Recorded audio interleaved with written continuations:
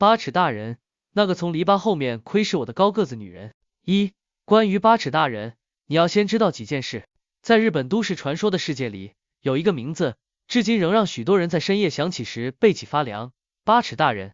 这个传说最早出现在2008年8月26日，日本匿名论坛2channel 的超长现象讨论版上。当时一个署名魏 A 的投稿者写下了一段令人毛骨悚然的亲身经历。他说自己在春假期间回到乡下祖父母家，无意间看见一个身高超过2公尺，身穿白色洋装，戴着宽边帽的女人，从庭院那足足有2公尺高的篱笆顶上窥视着他。那个女人一边走，一边发出啵啵啵的奇怪声音，那是一种不像人类，不像动物，介于喉咙闷哼与机械运转之间的声响。有人形容那是令人感到不安的笑声。传说中，八尺大人专门针对年轻男性和孩童下手，被他盯上的人几天之内就会离奇死亡。而他最可怕的能力是能够任意模仿目标熟人的声音，诱骗目标打开门，走出保护圈。更诡异的是，八尺大人原本被封印在日本某个乡村里，村子的东西南北4个方向都建了地藏王庙，形成一个结界将他困住。但后来封印被破坏了，而那条路据说可以通到任何地方，包括你住的地方。我以前不相信这些，直到2008年的春天，我亲身经历了那件事。出发之前，我以为只是普通的春假。我叫阿健，2008年那时18岁，在东京读高中。那年的春假，我和家人一起回乡下，一个在崎玉县和群马县交界附近的小村落，四面环山，最近的便利商店要开车半小时。我爷爷阿妈住在那里，一间很旧的日式老房子，有榻榻米，有圆廊，有个种满花草的庭院。庭院的篱笆大概2公尺高，用木板秘密定实，看不到外面。我小时候常来这里过暑假，觉得很开心。但那次春假，不知为何，一踏进房子就有一种说不出的不舒服，好像有东西在暗处看着我。我以为只是自己多心。第一天没事，我帮阿妈搬完行李，跟阿爷聊了一会儿，一早就睡下了。第二天3月29日，我永远不会忘记这一天。第一次见到他，那天下午约3点，我一个人在庭院坐，看着爷爷种的山茶花。天色开始暗，山区的黄昏来得特别快。然后我听到一个声，啵啵啵啵啵啵，不是风声，不是鸟叫，不是任何我认知里的自然声音，那种声音好像是用喉咙深处挤出来的，带着一种粘稠的湿润的质感。听完之后整个人都会起鸡皮。我拧转头看向篱笆，那里有一顶帽子，一顶白色的宽边帽，露出在2公尺高的篱笆上。帽子下面有一块面，是一个女人，或者应该说像一个女人的东西。她的皮肤白到近乎透明，五官端正却没有任何表情，眼睛很黑很深，像2个龙。她站在篱笆外面，但那边应该没有任何可以站立的地方，外面是一条窄巷，再过去就是山坡。她的身高，我坐在圆廊看上去，她整个人露出在篱笆上，也就是她至少有2米4高。我呆了几秒，然后我眨眼，她消失了。啵啵啵的声音还在，但越来越远，好像向柱山那边移动。我那下的反应不是害怕，而是困惑。我以为自己眼花，或是树影加夕阳造成的错觉。我没有告诉任何人，这是我犯的第一个错误。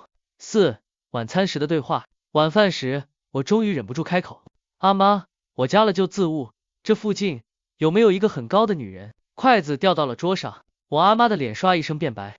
我爷爷本来在针灸，手停在半空中，整个人硬了。你干嘛这么问？爷爷的声音很沉。我如实说了下午看到的事。阿妈立刻起身，拉上客厅所有窗帘，然后打了一个电话。10几分钟之后，一个我小时候见过几次的老婆婆来到家里，人人都叫她 K 婆婆，是村里最老的人，专门处理那些事。K 婆婆坐下后，第一句话就是：你见到八尺大人。八尺大人，身高8尺以上的女人，这白衫戴白帽，发出啵啵啵开声。K 婆婆望住我，双眼好锐利。她专找年轻人和小孩子，看到她的人几天之内就会死。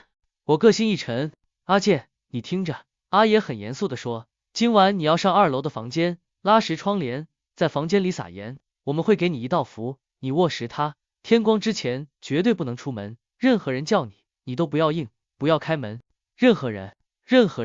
阿爷望实我，包括我和你阿妈，今晚我们不会上来叫你，不会和你说话。如果你听到我们的声音，那不是我记得那句话。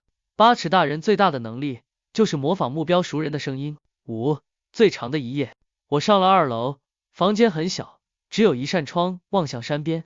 我拉实窗帘，在窗台撒盐，在门槛撒盐，然后坐在房间里那尊小小的佛像前，揣10K 婆婆给我的符咒。电视开着，我不是想看，只是想有点声音。时很慢，8点、9点、10点，我开始睡眼惺忪，但不敢睡。大约11点，我终于顶不顺，合上眼睛。我眨醒时，电视已经没晒台，只有一片雪花和沙沙声。我看手表，凌晨1点。然后我听到敲窗声，叩叩叩，好轻好慢，3下，我整个人都硬了。窗帘拉实了，看不到外面，我不敢动，甚至不敢大声呼吸。叩叩叩，又3下，然后是那个声音，波波波波波，从窗外传进来。我握实符咒，背脊贴着墙，看着那窗帘。窗帘很薄，在月光下透到一点光。我看到一个很高很高的影子站在窗外，他不是站在地上，窗外是2楼的外墙，根本没有地方可以站，但他却在那里。我不知道过了多久，敲窗声停了，影也消失了。我松一口气，以为完了。然后我听到走廊有人走上来的脚步声，哒哒哒哒，脚步声很慢很重，像一个人穿住很重的鞋子，一步一步走上木楼梯。脚步声停在我房门口。阿健，西阿爷把声慈祥温柔。你还没睡吗？不用太害怕哦，没事的。开门让爷爷进来，陪你好不好？但我记起阿爷说过的话，今晚我们不会上来叫你。我咬着唇，没有出声，没有动。阿健，外面又是爷爷的声音，这次带一点点担心。你能听见爷爷说话吗？开门吧。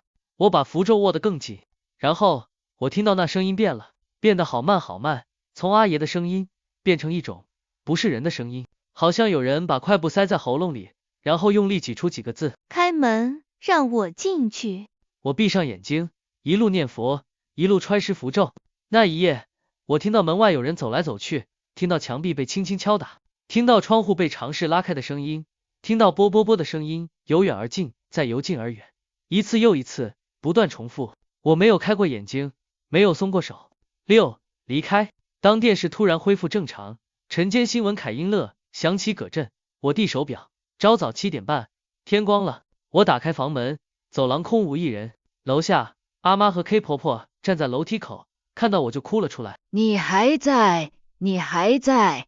阿妈抱着我，我爸和几个男性亲戚很早就到了，他们安排了一辆9人车，要我上车离开这条村。一路上，你低头闭眼，揣实符咒，绝对不要看向车窗。K 婆婆吩咐，直到我们叫你抬头为止。我坐上车，坐在最中间的位子，前后左右都是人。我低头闭眼，握着那张已经开始变黑的符咒。车子开动后没多久，我听到敲窗声，叩叩叩，从我右手边的车窗传来，波波波波，那声音跟住车子行驶，一直跟，一直跟，有时候在左边，有时候在右边，有时候好像在车顶。我很想看，但我没有掰眼。过了好久，我不知道是半个小时还是1个小时，车子停下了，可以掰眼了。K 婆婆的声音。我睁开眼睛，车窗外面是高速公路，已经离开了山区。我手上的符咒化成一片漆黑，像是烧过却没有烧着的炭粉。我回到东京的家之后很多年，我没有再回到乡下。后来几个月后，阿妈打来电话，阿健，她的声音很沉，村口那间地藏庙被人破坏了。我的心一寒，那条路可以通到你那边了。电话挂断后，我坐在东京的家里面，看着窗外，天色开始暗，街灯烛展着。然后我听到一个声音，好远好远，好像从风里渗出来的，啵啵啵。